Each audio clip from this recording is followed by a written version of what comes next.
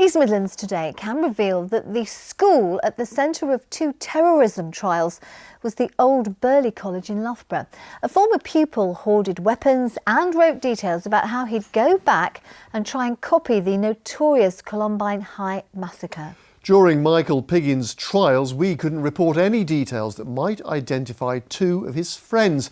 But now they have lost a separate legal battle. This means we can now name the school for the first time. Our social affairs correspondent Jeremy Ball reports. This is Burleigh, now known as Charnwood College, revealed today as the school where Michael Piggin set out chilling instructions to chain one of the building's exits shut, to eliminate most of the students, then to take survivors hostage and kill any unarmed police. And this is the notebook where Piggin wrote what he called Operation Target Burleigh. He'd sketched out how to conceal bombs, guns and knives, and he put former classmates and teachers on a terrifying hit list. This is the Tomcat crossbow. Just got it. Piggin went on trial twice.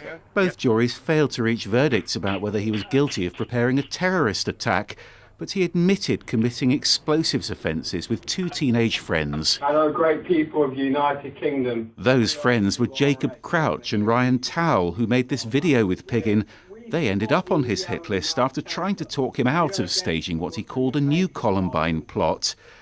Jacob Crouch was caught on CCTV with Piggin buying components for pipe bombs. If you hold it out like that with the rag facing away. And Ryan Towell filmed this footage as he helped Piggin to test petrol bombs.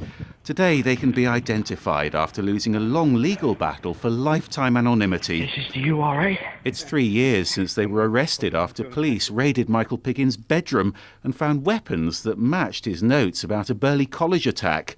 Piggin insisted that he wouldn't go through with it, but the judge said he was such a dangerous extremist that he needed to be detained in a secure psychiatric unit.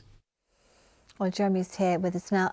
Just how significant then is today's development? Well, it's the first time that we've been able to report some important details of this case, but there are much wider implications too, because Piggin's two friends have been fighting a national test case over the naming of children who commit serious crimes. Now, at the moment, what happens is there's often a court order in place that prevents them being named until they reach the age of 18.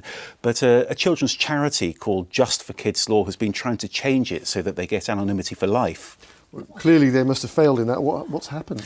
Well, this case went right up to the Court of Appeal, and what's happened now is that 3 top judges have ruled against them in a judgment that actually quoted precedent from the notorious Jamie Bulger murder case. And they did it after taking evidence from the media, including the BBC. Okay. The purpose of this legislation was to protect children. It's not to protect children, people who were children when they become adults. It's particularly important in cases where people are the subject of further convictions, and it's important for the media to be able to report on their previous convictions. And there has been one change as a result of all this. There's now a new law in place, which means that children who are victims or witnesses in court cases can now have their identities protected for life. OK, Jeremy, thank you very much.